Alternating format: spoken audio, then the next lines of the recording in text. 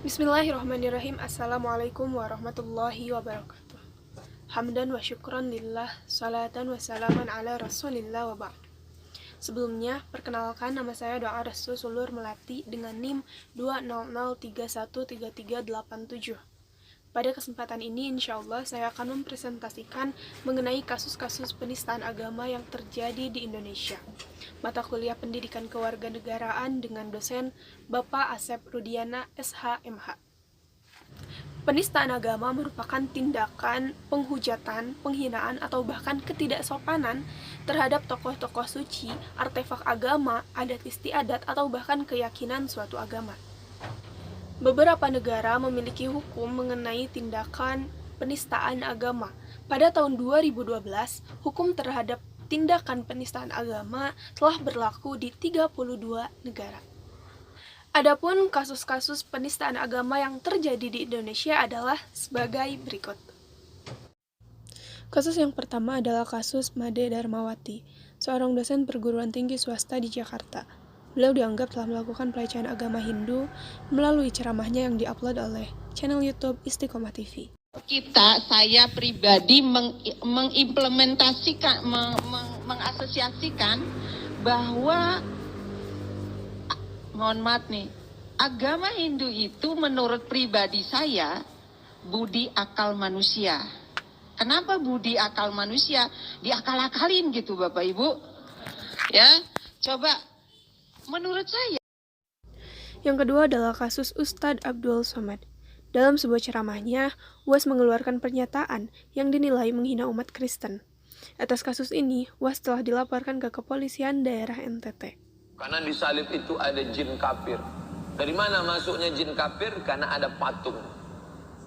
Kepalanya ke kiri apa ke kanan? Ada yang ingat kan? Nah itu ada jin di dalamnya, jin kafir. Kasus ketiga yakni kasus Basuki Cahayapurnama atau Ahok. Peristiwa ini bermula saat Ahok melakukan kunjungan ke Kepulauan Seribu pada Selasa 27 September 2016. Saat berpidato di hadapan warga, Ahok meminta warga untuk memilih dirinya dan menyinggung mengenai Quran Surah Al-Ma'idah ayat 51.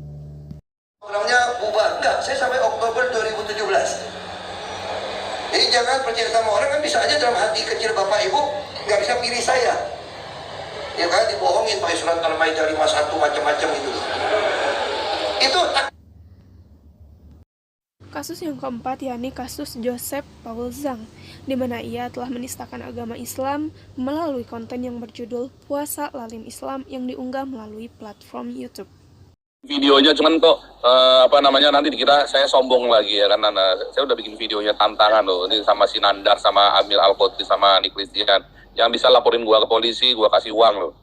Gua kasih uang. Yang bisa laporin gua ke polisi penistaan agama nih gua nih Nabi ke-26 Joseph Paul Zhang yang meluruskan kesesatan ajaran Nabi ke-25 dan kecabulannya yang maha cabulullah.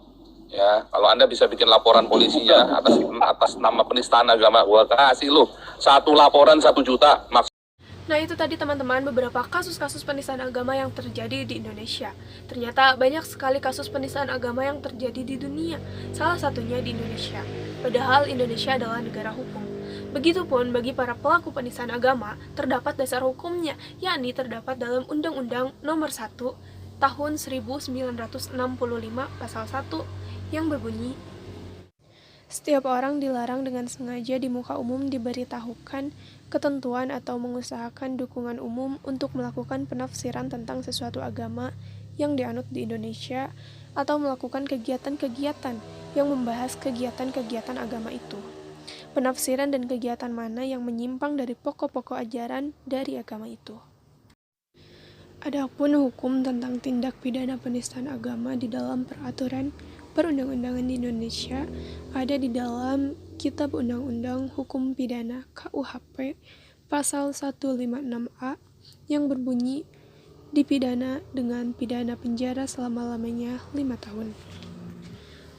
Selain melanggar undang-undang, kasus penistaan agama ini juga tidak sesuai dengan Pancasila sila ketiga, yakni Persatuan Indonesia. Mengapa?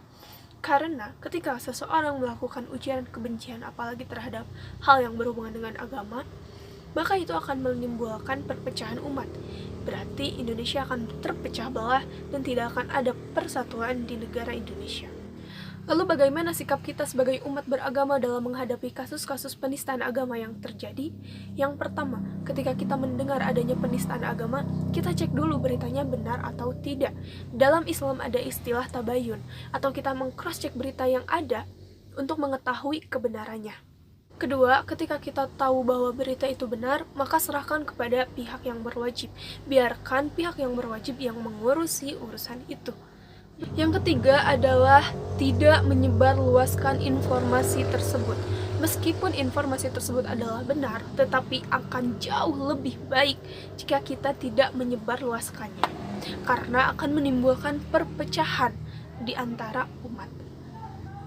Kasus penistaan agama bukanlah hal sepele. Oleh karena itu, pemerintah harus dengan sigap, harus dengan tegas menyelesaikan jika terjadi kasus-kasus seperti ini.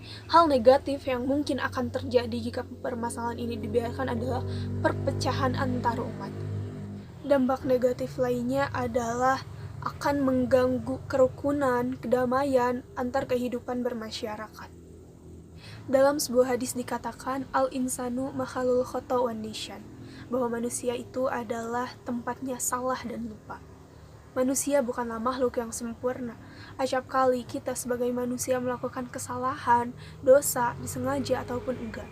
Tetapi dalam kehidupan bermasyarakat, kita sebagai makhluk sosial yang gak bisa hidup sendiri, ada baiknya ketika kita melakukan kesalahan, kita minta maaf. Selanjutnya, jika kasus penistaan agama ini ada di sekitar kalian, jangan pernah menyalahkan agama tersebut. Kenapa? Karena pada dasarnya, semua agama itu mengajarkan kebaikan. Islam, Kristen, Buddha, dan yang lainnya. Seperti kita membeli 1 kilogram mangga, ternyata di dalamnya itu ada 1 buah mangga yang busuk. Kita tidak bisa menyimpulkan bahwa penjualnya itu adalah menjual buah-buahan busuk, benar kan? Jadi ketika ada kasus seperti ini, yang salah itu bukan agamanya, tetapi oknumnya alias si pelakunya. Atas dasar semua agama itu mengajarkan kebaikan, maka mari kebaikan-kebaikan dari ajaran itu kita aplikasikan dalam kehidupan kita sehari-hari, dalam kehidupan kita bermasyarakat. Cukup sekian yang dapat saya sampaikan, kurang dan lebihnya mohon dimaafkan. Akhirul kalam, wassalamualaikum warahmatullahi wabarakatuh.